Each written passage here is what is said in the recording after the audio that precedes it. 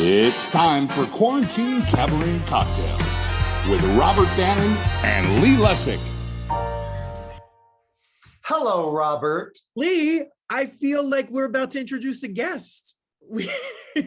You are the guest. That makes me so uncomfortable.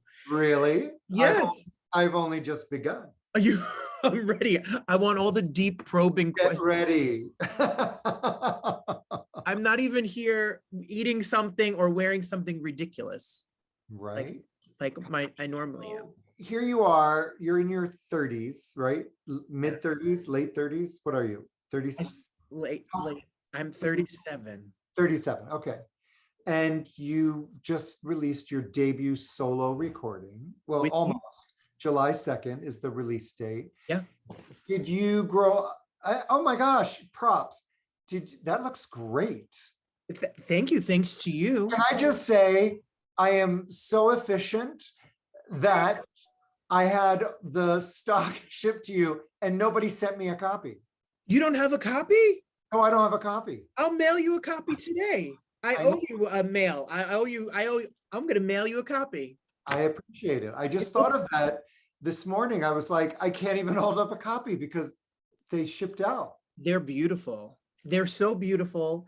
If you don't have a CD player, they just look great on your coffee table. Oh my God, you were like trained by Carol Merrill. Carol Merrill. I did. I went to the Carol Merrill. Do you get the reference? No, I knew Vanna White. See, I'm aging myself, but before Wheel of Fortune, there was The Price is Right. And Carol Merrill always. Oh, I love The Price is Right. Do you know they have Price is Right guys now? Yes. Anyway, enough about daytime game shows. Did you, are you the only musical person in your family? Are there other recording artists in the Bannon household? I know there's a policeman, but your brother's a policeman. Your brother's a policeman. Well, Lee, you sang at a young age. I did. I can't help but Barbara Walters and ask a question back. I can't help it. Like Who wants to know diversion. about me? I started singing when I was in 5th grade. They cast me as the Tin Man in the Roosevelt School elementary musical, and I was so terrible. But my family no one sings and nobody plays an instrument, but they love music. My mom, every morning when she made breakfast, she would play music. She was like a hippie. Like she loved Carly Simon, and she got into Janis Joplin and all of that stuff. And my dad was like a folk rock kind of Chicago Earth, Wind and Fire guy. And there's lots of pictures of me with big headphones on, listening to music. And I always liked music, but I loved cheesy music. Like I loved Manilow, as we all know, and as you know. And that was not my parents' thing. But in 6th grade, I begged them to take me to Radio City to see his tour. And I felt like, I was like, that is what I want to do. I want glitter. I want to be in the closet. Okay. I want I want to marry a woman. I don't want anyone to know. No, I just loved his showmanship and the dramatics. Everything. So when you then got married, your parents were shocked. Well, yeah, because I was loving Barry. My 6th grade yearbook, I'd said my favorite movie was Funny Girl, and I was wearing a King and I polo shirt. Come on, that's what everyone was like in 12th grade, 12 years old. Oh my God. My favorite actress was Barbra Streisand. But Yes.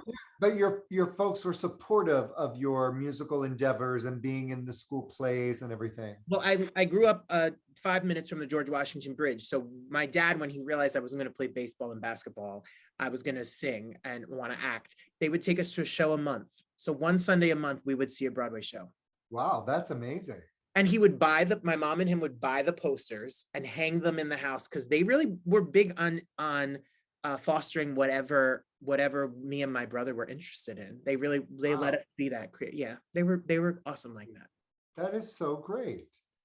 I love that. I remember later in my life, my mom shared with me that it was always so hard coming to like the school plays and whatnot, because she was like, you wanted this so badly and you were just so awkward. Oh no. That's what she told me. She said to me, Adina said to me, oh, it was so it was so sad watching you because your head was so much bigger than your body. Oh, how old were you? I don't know, but evidently I was mongoloid or something. I don't know. You have to cut that, but We'll edit that out too. this is what my mom told me. After, give her a couple glasses of wine and she will She'll tell tell you exactly what she was thinking all those years ago. But anyway, that's so great that your parents, who had no history or background in show business or anything like that. My mother was in music. She was a music major and a music teacher, and she So sang. she, Oh, my mom was like under contract with the Philadelphia Opera Company my entire childhood. And so, for me to have an interest in the arts, there was a familiarity, not with my dad so much. He has no musical ability, but my mom did. So, it wasn't new. But like for your family, you had this passion that was new. And so that's great that they worked it into your upbringing. and I don't know how they, I know how expensive it is to have kids and Broadway show tickets, but like, I'm telling you, even live music, like if my parents went on a date night to a concert to see Elton John or Billy Joel or Phil Collins or Gloria, stuff, like I'm thinking as a kid, they took me and my brother because they wanted us to have the exposure. And as I grew up, that's something that I never realized was rare and special. And they just always wanted to try Going out on dates with your parents. But right, we were on date night with our parents, but some of it wasn't always appropriate. Like my brother was 8 at Rent, or, like there were certain things where my mom was like, oh man, maybe we shouldn't have taken them to this, but they always wanted to include us. They always fostered art. Wow. Hi, The album, Jackson, the album is titled Unfinished Business. Discuss. I came up with this. It has a lot of meanings. Thank you. It's not, I'll give you a topic. I started taking music seriously. I was in the first musical theater class at Juilliard Preparatory School under Burton Rauser. I started working a lot and doing musicals and doing concert appearances as a kids choir from Juilliard. And I'm talking about my parents being in over their head. They would drop me off there. I had no idea what it meant. We were doing shows at like the Beacon Theater as tributes to Laura Neer, all this work as a kid. And I ended up getting really, really sick. I had chronic Lyme disease that was diagnosed, that turned into meningitis. And my entire high school, 9th grade till 12th grade, I was homeschooled and in Baltimore at Johns Hopkins. Yeah, look, you learn something new every day. You were in a hospital for 3 years?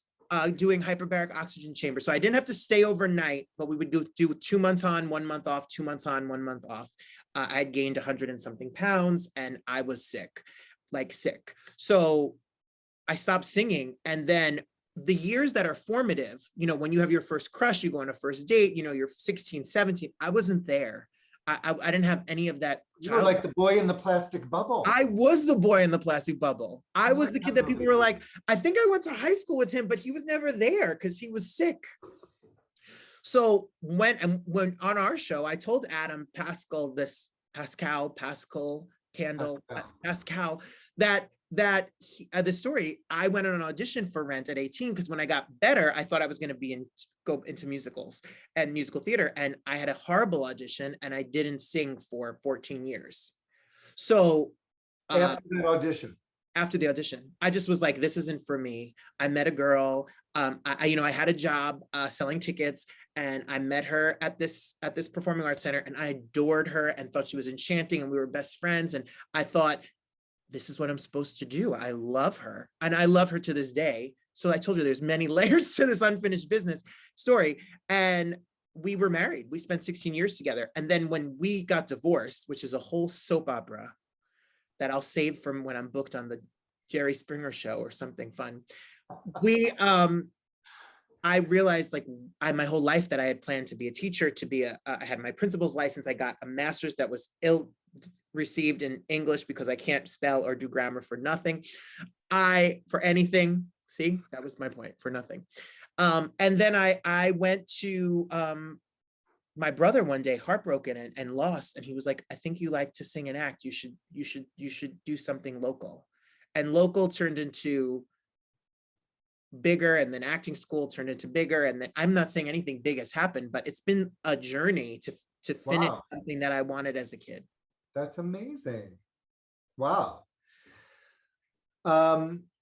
That is incredible. And how did you connect with Ted Firth, who did all the arrangements, musical arrangements on your album, who is one of my favorite musicians, musical directors? I love Ted. I met him like before he was married. Now he's got kids, and Yeah. but he was a kid himself. And I just remember I was touring at the time.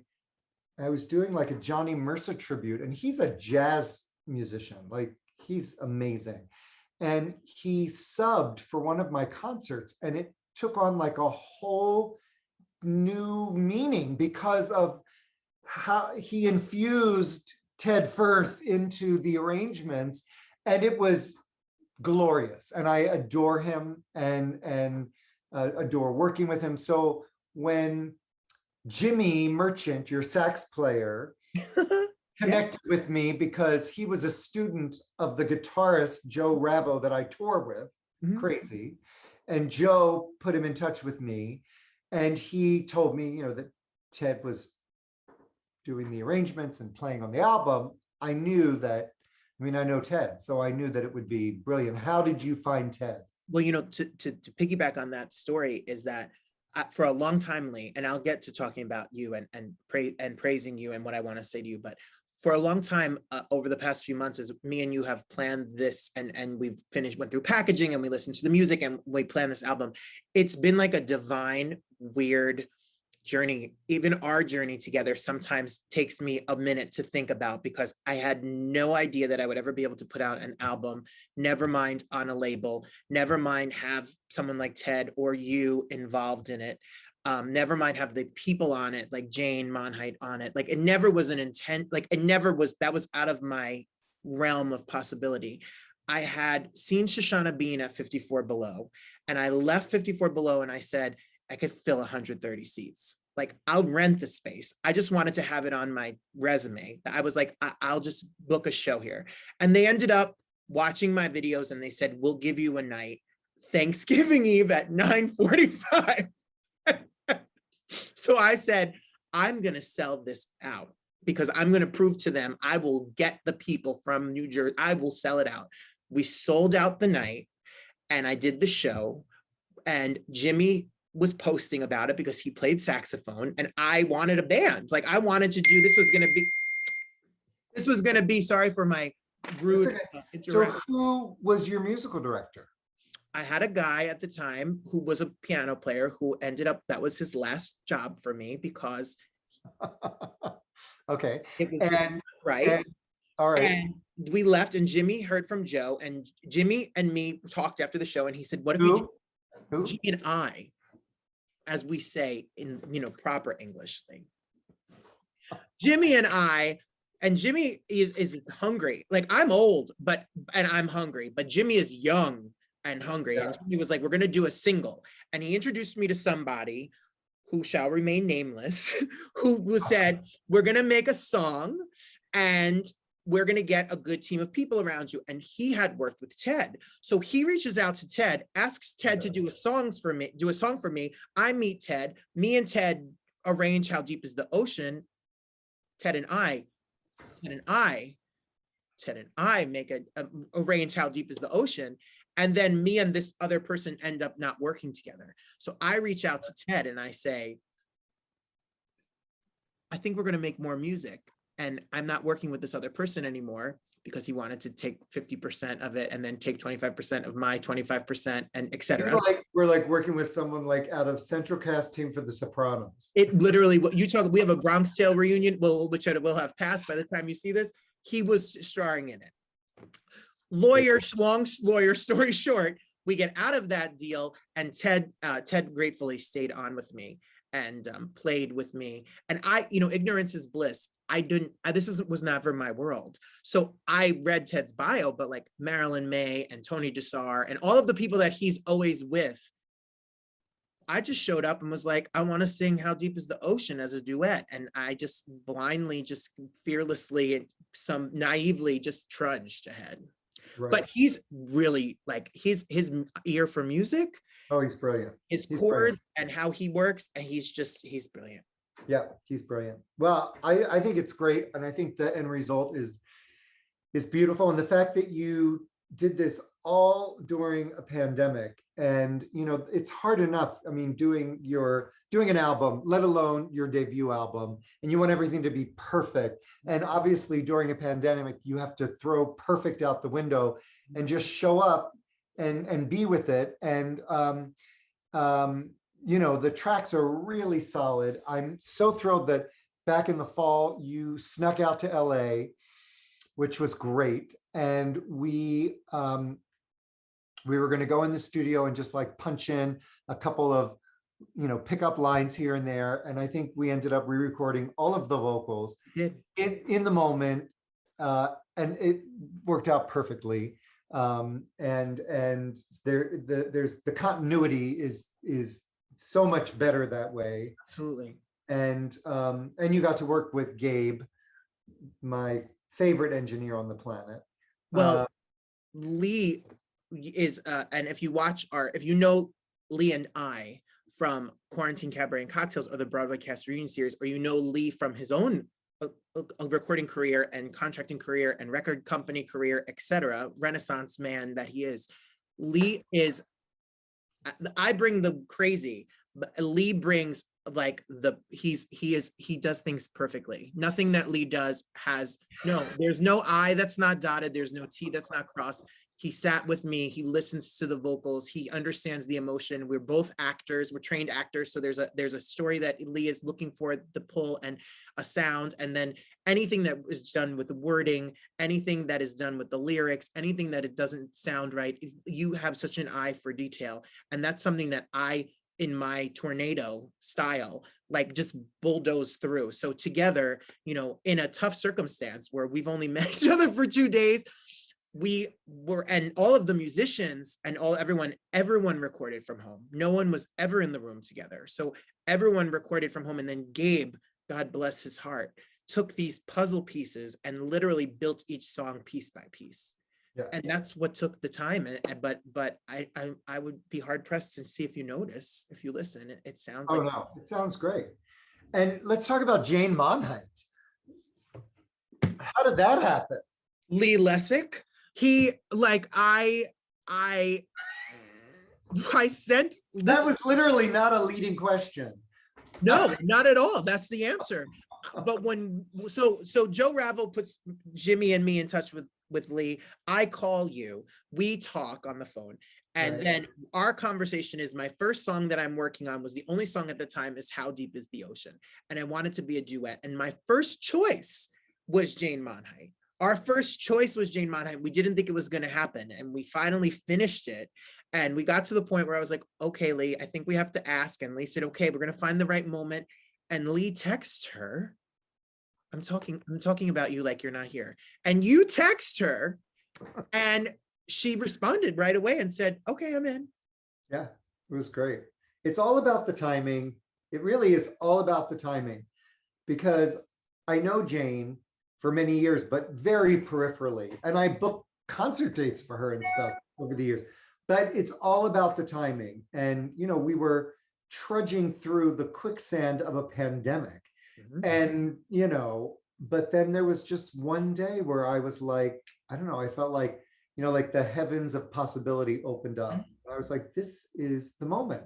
And it was perfect. And she was delightful and thrilled to be part of it, and so supportive, and it sounds great. So there you go.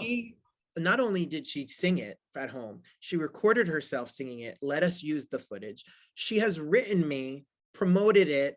She has said that, she was like, do you need me live somewhere? Do you want me to do something? Like, she's just been so sweet. Do you know, and I didn't tell you this because it happened yesterday. She wrote me yesterday and DM'd me and said, I'm going to Europe to do a few concerts this summer. I don't want to interrupt anything you think that you need me for. Can you let me? No, you've done everything. You don't have to do anything more for me. She's just sweet. Wow. Is she going to be a guest at your VITELLO's concert? She'll be in Europe. Oh, but I'd like her to. That's a whole other story. We'll see if anyone comes. Maybe you could do like a whole Nat King Cole thing. And we're going to put her on screen. Yes. Why I'm ready not? for my follow-up album. Me and Lee Lee and I are finally gonna do our duet that people have asked for, all these shows. But to go back to timing, we spoke, the pandemic happened, you were in Florida. Yeah. I think for the past year, every time we've had a highlight of our projects together, be it the shows or the album or etc., whatever comes in the future, especially the Broadway Cast Reunion Series, if I didn't text you that day seeing you on the plane and we didn't have a text conversation that led to us talking on a FaceTime call, that led to the start of Quarantine Cabaret and Cocktails, like I often think about so many decisions, so many things had to line up. Right. From Joe Ravo saying, talk to Lee, to talking for us to be where we are today. Right. It takes me out. Like I really can get overwhelmed by how it all just happened. And let me just say that I suggested when I came home from that collapsed tour over a year ago, and you texted me with some questions, and I suggested, why don't we FaceTime this afternoon, which is something I had never done before. I'd never initiated ever. But in the few days that I was home, everybody was frantically reaching out for facial connection because people didn't know how long this was going to last. We thought it'd be a couple months or whatever. And here we are, over a year later. Literally. Still. And, but it's interesting that, the timing is such that I suggested that because it's something I never, ever suggested. And it was us chatting. I was out on the back patio with the dogs and Mark, and we were chatting, just kibitzing and chatting. And I knew nothing about you and you knew nothing about me. Nothing. I didn't know where you were, nothing. And now we've literally have, 60 plus hours of programming that we've done together. Lee produced this album for me when I really had fallen apart because of the other person who was involved. And now we're synonymous. I don't know. We're like Abbott and Costello or Sonny and Cher. You could pick who's Cher, and it depends on the day. That's right. That's right. So it's really is some divine, I don't know what it is. Luck. I'm very excited. You are getting incredible press, which I love. You released the video, which is amazing. It's so beautifully photographed and filmed and whatnot. And you've got over 20,000 hits on it or views on it, which is incredible when you think about it. And, it's all just everything sort of in alignment. If people want to purchase your album, Unfinished Business, go to Amazon.com and just search for Robert Bannon and you'll see it there. That's the easiest place to get it. And that also keeps your ranking up on Amazon, which is very important. Yes. Or if you, stream on Spotify or Apple Music or whatever, it's available. It's everywhere. It will be everywhere. July 2nd. My dad asked me, I could ask Alexa to play your album. I said, yeah. He's streaming. Yeah. He said, just let it run all day for the dog. Just, every 10 streams, maybe we get a quarter of a penny. The video, I have to say, thank you to Kyle Ball. Me and Kyle went to William Esper acting school together. He wanted to be a director. He did that whole video by himself. Wow. We did it on a weekend. He had one camera. Did he create the storyboard in advance? So he knew what he needed. Yep. I sent him the song and he said to me, do you have any connections for a school? And I was like, I work in a school. We can, and I took my cousins from upstairs and I took my cousins and two or three friends, my mom, we went to the field and we just spent the day. And then we came home the next day and shot the stuff in the house. We found a kid that wanted to be an actor. And we just did it for nothing. He literally any money I gave him, he went and rented a camera and he put it together pretty fast. Cause it was a week he had edited it. And the timing, again, it's all about the timing. We did not plan for this to come out on July 2nd, but that song came out, that video came out June 2nd, the start of Pride. Father's Day is June 17th. The album comes out July 2nd. It wasn't even in my mind, but it seems that hopefully people connect to the song. Matt Gould and Griffin Matthews, who's our friends, wrote the song. I was in a workshop for a show that they were trying to put together called Family Project, and they had written a song and they sung it, and everyone cried. And I thought to myself, this song is beautiful. There's this beautiful story. It's not a coming out story. It's not only an LGBTQ story. It's a family. And when I came out at a much later age in life, because I got divorced at 33, I did a little show, like a little cabaret show in New Jersey on my dad's birthday. And I don't even think you know the story. Everybody, my whole family was there, and all my dad's friends and everything. And I had this song as like one of the last songs, and never told anyone I was going to do it. And I sung it and I ended the song. And my parents had known, but like everyone else, like, you know, it wasn't a public thing. And I ended it and I just said, thank you. And it was silent. And my dad yelled, "I love you, son." And everyone just stood and clapped. And like, that was, I never talked about it. Like, that was it. So when it came down to picking songs, I didn't have anything original. I wasn't planning on having anything original, but the song just stayed in my head. So I emailed Matt and I was like, what do you want for me to sing this song? Do you want money? Do you want to, like, what do you want? And he was like, just take it. That's amazing. That's how they are. So that's amazing. Yeah, I hope somebody listens to it. I hope a dad or a kid knows that people are accepted out there, and there's, you know, good things get better, and it's going to be okay. Yeah, it's great. It's a great message, an important message. Yeah, thank you. Wow.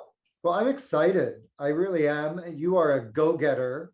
I'm going to send 1,000 emails out if I have, you know, that's even how we get guests. Lee would ask people, I ask people like, you want me to sing at a car wash? I'm going. Better you than me. Well, you're, you know, people don't know this about you, but Lee is a touring artist for, I don't know how long. You've played everywhere, Europe, Mars, New Zealand. Car washes.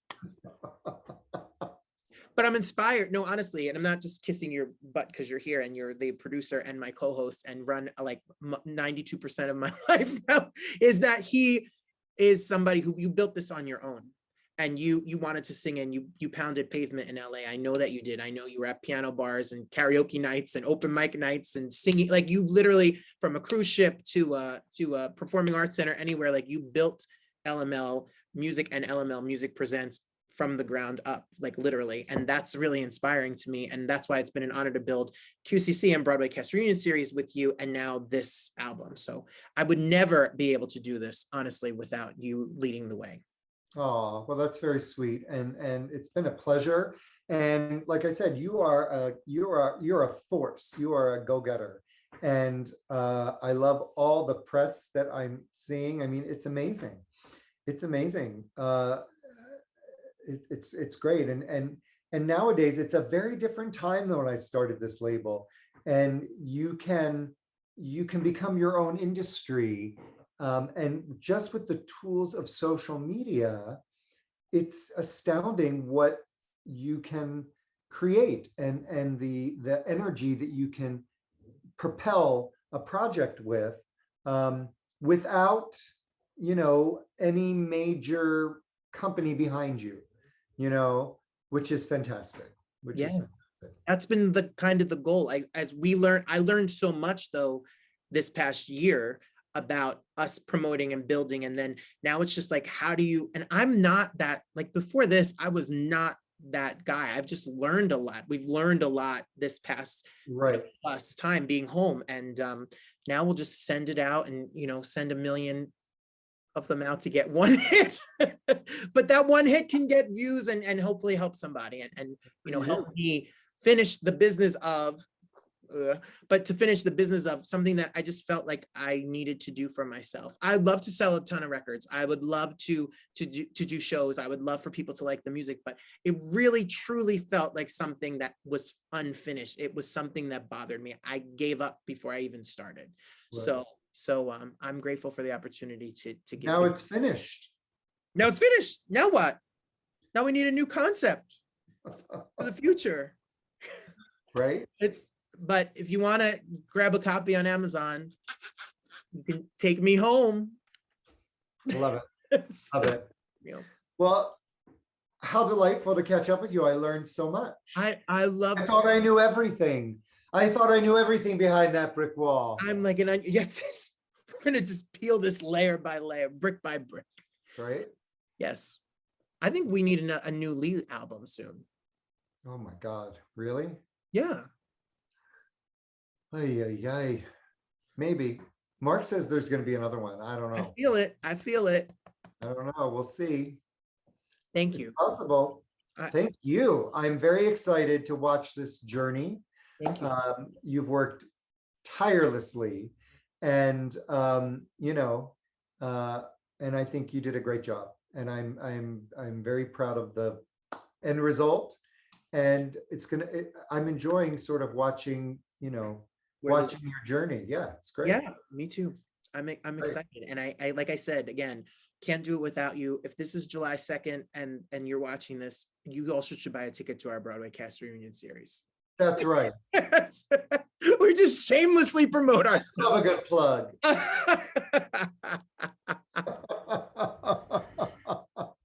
We're not done. Our business is not finished. We'll, you know, Lee and I will be doing something soon. So thank you for everything that you have done for me. And you could choose to do this show and put music out with anybody, and you chose me, and I really grateful. Well, it's a pleasure.